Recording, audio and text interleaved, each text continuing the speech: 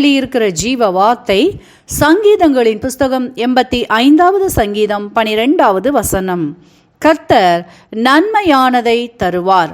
எனக்கு அருமையான சகோதர சகோதரிகளே, இன்றைய நாள் கர்த்தர் உங்கள் வாழ்க்கையில் பெரிய காரியங்களை செய்து ஆசீர்வதிக்கிற நாளாய் வாக்கு பண்ணி உள்ளார். இன்றைய நாளிலும் அநேகருடைய வாழ்க்கையில் தடைகளை, சூழ்நிலைகளை, பலவீனத்தை, தோல்விகளை பார்த்து பார்த்து சோர்ந்து போய் உள்ளத்திலே கலக்கமுற்றவர்களாய், தங்களால் எதுவும் இயலாது என்ற நிலைக்கு தள்ளப்பட்டவர்களாய், ஆவியிலே பலவீனப்பட்டு நிலை தடுமாறி காணப்படுகிற உங்களின் ஆத்துமா அனுதினமும் தேவனை நோக்கி கண்ணீர் வடித்து விண்ணப்பித்து கொண்டு இருக்கிறதை இன்றைக்கு கர்த்தர் காண்கிறார். உங்களின் கண்ணீரின் துளிகள் ஒவ்வொன்றையும் கர்த்தர் தம் துருத்தியில் வாத்து வைத்துள்ளபடியினால் இன்றைக்கு நல்ல பதிலை பெற்றுக்கொள்ளும்படியாக அவர் உங்களை ஆசீர்வதிக்கிறார். இன்றைக்கும் நாம் வேதத்திலிருந்து கர்த்தர் தம் ஜனத்திற்கு நன்மையானதை தருகிறதை குறித்து தியானிப்போம். முதலாவதாக தேடி வந்த ராஜமேன்மை.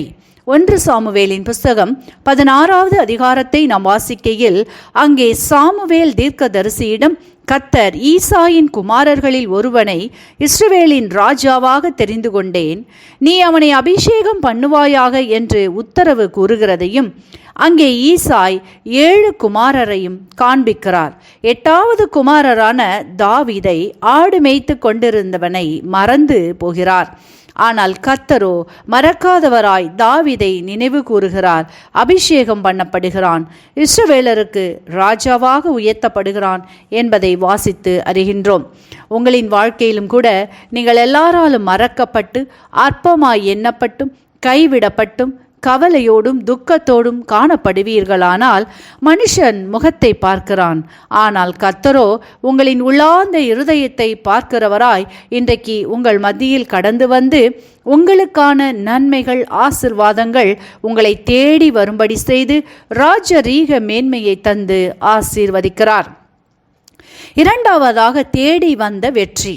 1 சாமுவேலின் புஸ்தகம் 17வது அதிகாரத்தை நாம் வாசிக்கையில், அங்கே தாவீது யுத்த களத்தில் இருக்கும் அண்ணன்மார்களை சந்திக்கும்படி செல்கிறான். சென்றவன் கோலியாத் இஸ்ரவேல் ஜனங்களை பயமுறுத்தி பேசுவதையும், தான் வணங்குகின்ற இஸ்ரவேலின் தேவனாம் கர்த்தரை நிந்தித்து பேசுகிறதையும் காண ஒட்டாமல், பதிலுக்கு தேவனை நிந்திக்கிறதற்கு விருத்தசேனம் இல்லாத இந்த பெலிஸ்தன் எம்மாத்திரம் என்று கூறுகிறதை கர்த்தர் காண்கிறார். தன்னை விட்டு கொடுக்காது பேசிய தாவீதுக்காய் கோலியாத்தை வீழ்த்தும்படியான உத்தரவையும் பெலனையும் அதிகாரத்தையும் தாவீதுக்கு கொடுக்கிறார். பெரிய வெற்றியை பெரும்படி செய்து ஆசீர்வதிக்கிறார். இன்றைக்கும் நீங்கள் எடுக்கிற முயற்சிகளில், தீர்மானங்களில், ஆலோசனைகளில் அநேகர் உங்களை மட்டுப்படுத்தலாம், அல்லது சத்துருவினால் பல தடைகள் வரலாம், அல்லது அவைகளை செய்ய விடாதபடிக்கு சில சூழ்நிலைகள் உங்களுக்கு பாதகமாக கூட இருக்கலாம். ஆனாலும் இவை எல்லாவற்றின் மத்தியில் கர்த்தர் உங்களை நினைத்திருக்கிறபடியினால் அவர் நீங்கள் கடந்து போகிற சூழ்நிலைகளின் மேல் தன்னுடைய முழு அதிகாரத்தையும் வல்லமையையும் செயல்படுத்தி உங்களை தேடி வெற்றிகள் வரும்படி, நன்மைகள் வரும்படி ஆசீர்வதிக்கிறார். மூன்றாவதாக தேடி வந்த ஆசீர்வாதம். 1 சாமுவேலின் புஸ்தகம் 30வது அதிகாரத்தை நாம் வாசிக்கையில், அங்கே தாவீதின் நகரத்தை பகைவர்கள் முற்றுகையிட்டு தீக்கிரையாக்கி கொள்ளையடித்து சிறைப்பிடித்து சென்று விட்டனர். அப்பொழுது தாவீதும் அவனோடு இருந்தவர்களும் தங்களில் பலனில்லாமல் போகும் மட்டும் அழுது தேவ சமூகத்தில் முறையிட்டனர். கர்த்தர் தாவீதின் விண்ணப்பத்தை கேட்டு, நீ சகலவற்றையும் திருப்பிக் கொள்வாய் என்று வாக்குரைத்து ஆசீர்வதித்து, அதன்படி தாவீதுக்கு ஒன்றும் குறைவுபடாமல் எல்லாவற்றையும் திருப்பிக் கொடுக்கிறதை வாசித்து அறிகின்றோம்.